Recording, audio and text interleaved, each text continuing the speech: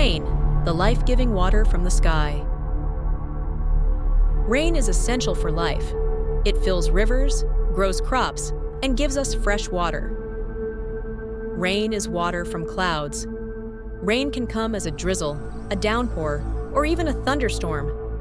Rain provides water for plants, animals, and people. It's vital for all life on Earth. Too much rain can cause floods, impacting people and places. Did you know? Some places get more rain than others. The wettest place on Earth is Mawsynram in India. Rain is a gift from nature, helping life thrive on Earth.